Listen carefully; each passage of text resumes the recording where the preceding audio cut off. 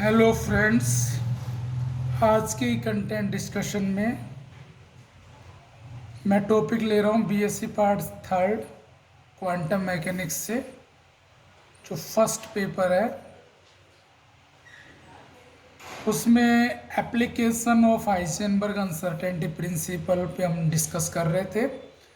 दो एप्लीकेशन हमने कर लिए थे, जिसमें पहला application non existence of electrons in the nucleus and second application ground state energy of simple harmonic oscillator. ये चर्चा हमने लास्ट दो लेक्चर्स में कर ली थी। अब मैं जो टॉपिक ले रहा हूँ वो as a application of Heisenberg uncertainty principle, मैं टॉपिक ले रहा हूँ ground state energy of hydrogen atom. और आप सभी जानते हैं कि ground state energy of hydrogen atom is equal to -13.6 electron volt according to spectroscopy, atomic spectroscopy. अब अगर हम उस वह वैल्यू हम ये देखना चाहते हैं कि क्या ये वैल्यू हाइजेनबर्ग के अनिश्चितता सिद्धांत से भी आती है क्या, तो हम बाय हाइजेनबर्ग्स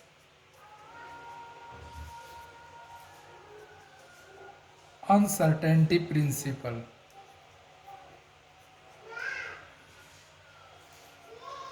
क्या प्रिंसिपल है इसका कि हम किसी भी कण की स्थिति और संवेग को एक साथ एक ही दिशा में प्रेसाइसली मेजर नहीं कर सकते।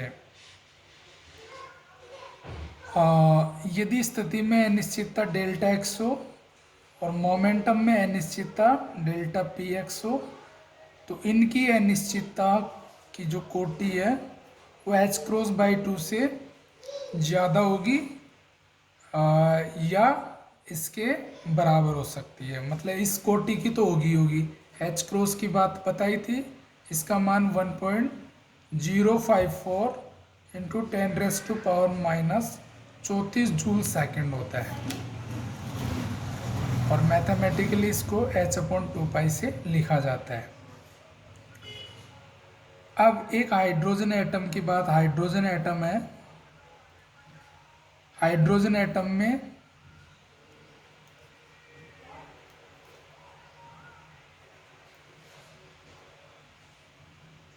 एक प्रोटॉन एक इलेक्ट्रॉन होता है।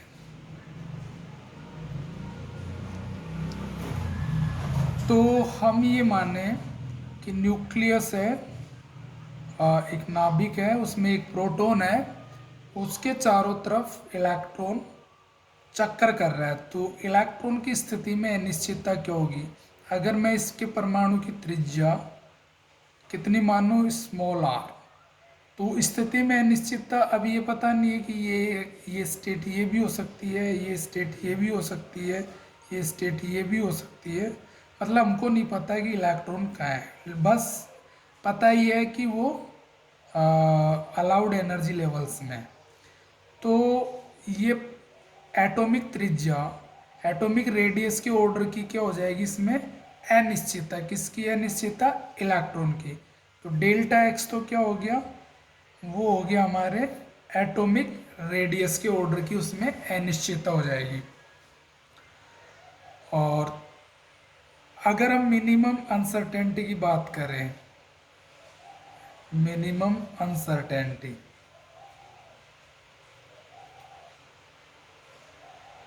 तो वो हो जाएगी delta x delta P x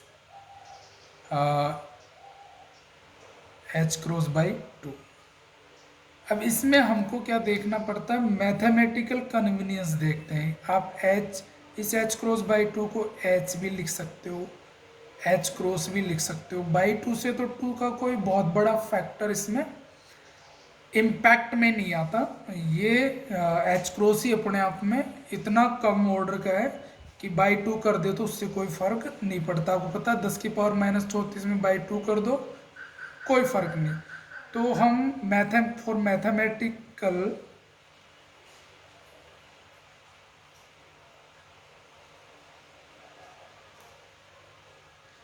convenience हम इसको मिनिमम अनसर्टेनिटी को लिख सकते हैं डेल्टा एक्स डेल्टा पी तकरीबन ऑर्डर ऑफ एच क्रॉस।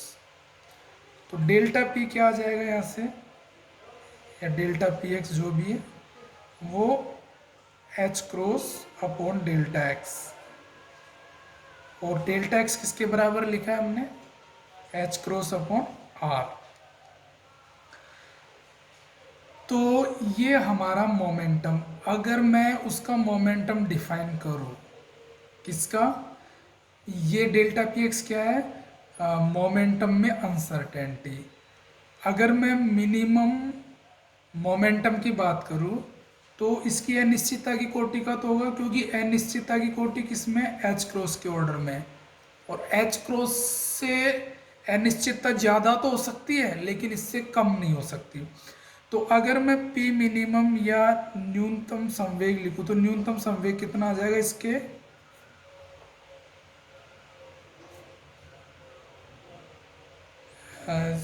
संवेग में न्यूनतम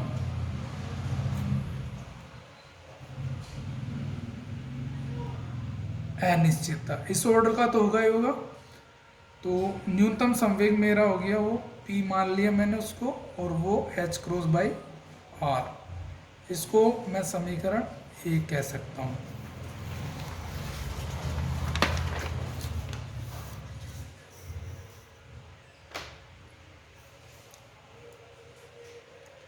अब देखिए आप, अब मुझे एनर्जी लिखनी है। एनर्जी कितनी होगी हाइड्रोजन एटम की, आपको पता है एनर्जी जो होगी वो kinetic energy plus potential energy ये होगी। पोटेंशियल एनर्जी कैसे लिखते हैं, ये तो हो जाए काइनेटिक एनर्जी, तो P P square by 2m, और ये के Q1 की जगह प्रोटॉन का आवेश और इलेक्ट्रॉन का आवेश divide by R, R radius है एटम की। तो P का मान, P की वैल्यू अपन ने निकाली थी, वो H क्रॉस अपॉन आर थी, तो H cross square upon 2mr square minus के ई स्क्वायर अपॉन आर, ये हमारी एनर्जी हो जाएगी। अब जो हम अब इसका मिनिमम और मैक्सिमम मान देके तो हम क्या करेंगे, इसका पहला उकलन आर की वैल्यू फाइंड आउट करेंगे, इसको समीकरण 2 कह दिया हमने। अब हमको इसका मैक्सिमम मिनिमा, हमको तो मूल ऊर्जा स्तर की एनर्जी चाहिए, और उसके लिए हम मैथमेटिकली मैक्सिमा और मिनिमा की बात करते हैं, और उस आर की वैल्यू निकाल लेंगे और आर इसमें रख देंगे तो मिनिमम वैल्यू, तो D by T R E is equal to, पहला उकलन क्या होना चाहिए, 0, तो D by D R of E की वैल्यू रख देंगे H cross square upon 2mr square minus K square upon R, ये क्या हो जाएगा 0। डी बाई डी आर करेंगे तो H cross square upon 2m, तो क्या आ जाएगा, कांस्टेंट आ जाएगा, और 1 अपॉन आर स्क्वायर का क्या हो जाएगा, -2 upon R cube, right, minus k upon R के स्क्वायर तो कांस्टेंट, और D by D R of 1 upon R का क्या हो जाएगा, -1 अपॉन आर स्क्वायर, और ये किसके बराबर हो जाएगा, 0 के बराबर। तो क्या हो जाएगा ये, इसमें कुछ कॉमन आए तो कॉमन ले लो, तो ये हो जाएगा -2 से 2 कट जाएगा, minus H cross square upon M R cube इजी, और इधर जाएगा ये, तो प्लस, तो ये प्लस हो जाएगा, और उधर जाएगा तो ये माइनस हो जाएगा वापस, तो K E square upon R square, minus से माइनस कैंसिल हो जाएगा। मुझे आर की वैल्यू निकालनी है यहाँ से, तो आर की वैल्यू निकालो, आर स्क्वायर से एक आर गया, एक आर ये आ जाएगा, तो R बराबर हो जाएगा H cross square upon KME²। ये वैल्यू हमारे पास किसकी आ जाएगी, R की। और H क्रॉस का मान अगर हम रखें यहाँ वैल्यू सब्सटीट्यूट करें तो 1.054 इंटू 10⁻⁻34 जूल सेकंड होता है, स्क्वायर हो जाएगा। K का मान आप जानते ही हैं 9 गुणा 10⁻9। फिर M का मान इलेक्ट्रॉन का मास 10⁻31 और E आवेश 1.6 इंटू 10⁻19 कूलम और इसका स्क्वायर। तो जो R वैल्यू आएगी वो हमारे पास आ जाएगी 0.53 इंटू 10⁻10 मीटर, ये वैल्यू आ जाएगी। अब इस वैल्यू को 10⁻10 को एंगस्ट्रॉम में जाएगा 0.53 एंगस्ट्रॉम, और इसको A0 कहते हैं, बोर रेडियस के नाम से। आप बोर रेडियस भी इतना ही मान होता है उसका, मतलब R की वैल्यू हमारे पास बोर रेडियस के बराबर आ गई 0.53 एंगस्ट्रॉम। अब अगर हम इस वैल्यू को किस में रख दें, इसमें, तो वो एनर्जी आएगी, वो न्यूनतम एनर्जी आएगी, और वो न्यूनतम एनर्जी का मान हमें कैलकुलेट करना है। तो कितना आएगा वो न्यूनतम मान, इसमें रखोगे आप तो E मिनिमम वैल्यू सब्सटीट्यूट कर देंगे तो H cross square upon 2m R की जगह A0 square minus KE square upon A0। तो E मिनिमम के लिए सोल्व करेंगे इसको, तो ये हो जाएगा H क्रॉस स्क्वायर की वैल्यू रख देंगे 1.054 इंटू 10⁻34 का whole square divide by 2 into 9.1 10⁻31 kilogram mass of electron, और A0 का मतलब है 0.53 इंटू 10⁻10 का होल स्क्वायर माइनस 9 गुणा 10⁻9, और E का मान 1.6, E का मान कितना हो जाएगा 1.6 इंटू 10⁻⁻19, और E का स्क्वायर है तो ये भी स्क्वायर हो जाएगा, डिवाइड बाई A0 0.53 एंगस्ट्रॉम 10⁻10। अब इसको हम सोल्व करेंगे तो ये जो E मिनिमम निकल के आएगी यहाँ से वो आएगी -13.6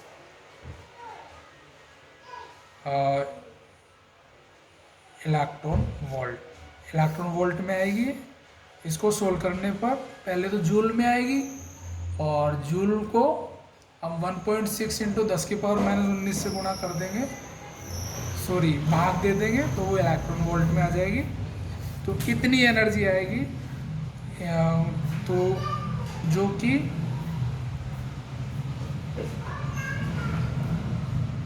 बोर के अनुसार ज्ञात हाइड्रोजन परमाणु की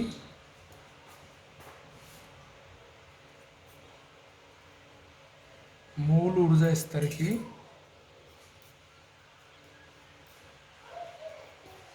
ऊर्जा है, तो मतलब सेम वैल्यू या कोरस्पॉन्डिंग वैल्यू प्राप्त करना ये जस्टिफाई करता है कि हमारा जो हाइजेनबर्ग का अनिश्चितता सिद्धांत है वो बिल्कुल एग्जैक्ट राइट है। तो ये भी एक एप्लीकेशन के रूप में है। अब इसका एक एप्लीकेशन और बचा, वो नेक्स्ट लेक्चर में लेंगे। तो फिलहाल इतना ही। तो आई होप आपकी पढ़ाई ऑनलाइन क्लासेस के माध्यम जो चल रही है वो बिल्कुल आपके लिए फ्रूटफुल साबित होने वाली है, बशर्ते आप रोज़ का लेक्चर रोज़ देखें, उसकी स्टडी करें और बुक लें, बुक में से आप उससे संबंधित न्यूमेरिकल्स अटैम्प्ट करें ताकि आप मोर एंड मोर फिजिक्स को लर्न कर सको। Thank you for discussion.